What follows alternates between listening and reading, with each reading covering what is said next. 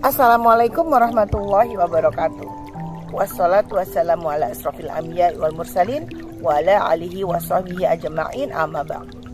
Rabbi shrah li sadri wa yassir li amri wahlul 'uqdatam min lisani yafqahu qawli.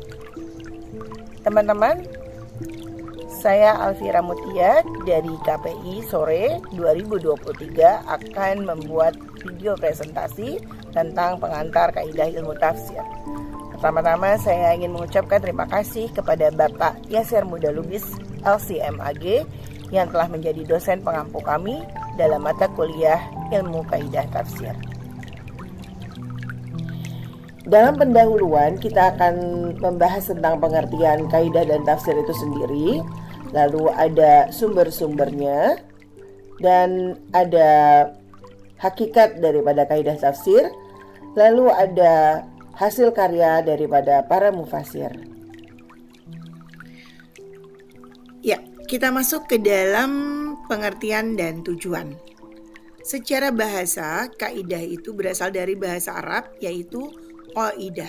Qaidah adalah landasan atau prinsip. Secara istilah adalah kaidah, yaitu sesuatu yang mengatur secara prinsip tentang penggunaan bahasa, seperti sintaksis, morfologi, dan ketentuan lainnya yang merupakan prinsip-prinsip dalam berbahasa Arab. Sedangkan tafsir adalah interpretasi atau penjelasan daripada sesuatu. Jadi secara istilah, tafsir adalah penjelasan atau interpretasi daripada makna suatu bacaan dalam Al-Quran. Sedangkan tafsir bertujuan untuk menjelaskan makna secara mendalam, rinci, dan tajam agar dapat dimaknai secara keseluruhan, baik melalui aspek adat istiadat atau juga aspek identitas daripada masyarakat serta asbabun nuzulnya. Selanjutnya kita masuk ke dalam manfaat dan hakikat.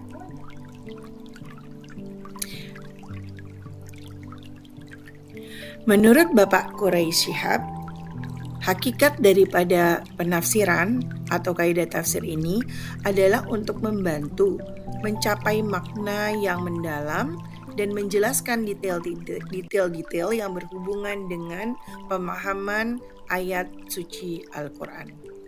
Lalu seorang mufasir dapat menarik sebuah makna atau sebuah ketetapan daripada penjelasan dalam ayat suci Al-Quran tersebut.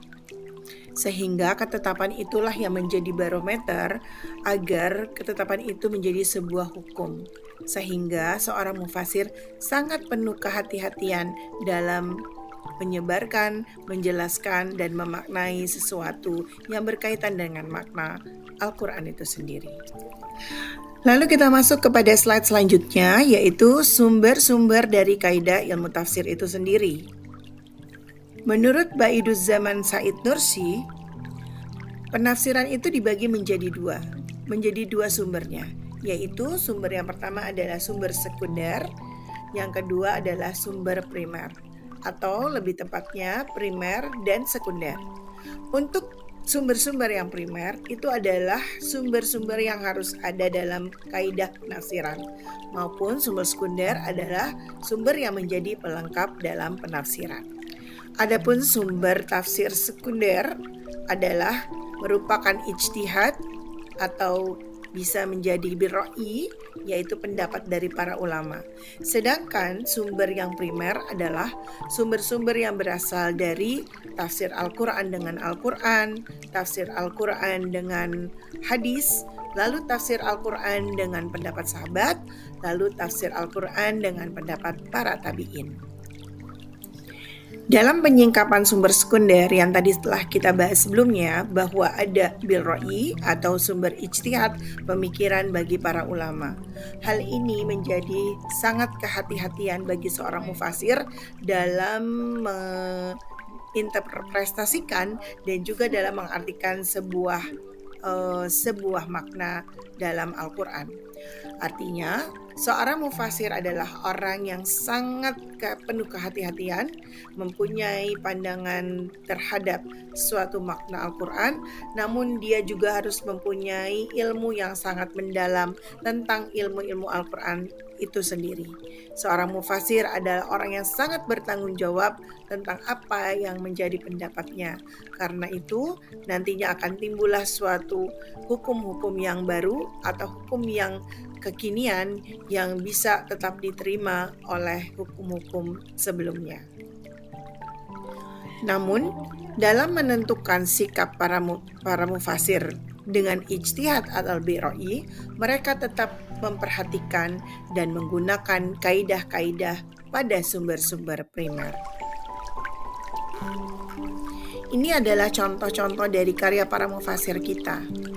Mulai dari At-Tabari, mulai dari Ibnu Katsir, sampai kepada Bapak Quraisy Shihab dan juga Buya Hamka. Mereka menelurkan dan mereka membuat karya yang sampai saat ini menjadi referensi dalam mencari kaidah, baik dalam menjelaskan makna-makna Al-Quran dan juga menjadi suatu rujukan dalam hal kaidah dan juga pemahaman-pemahaman makna daripada Al-Quran itu sendiri. Terima kasih. Hari ini kita sudah belajar tentang pengantar kaidah ilmu tafsir. Semoga bermanfaat dan terus semangat dalam belajar ilmu-ilmu agama. Semoga kita semua istiqomah. Wassalamualaikum warahmatullahi wabarakatuh.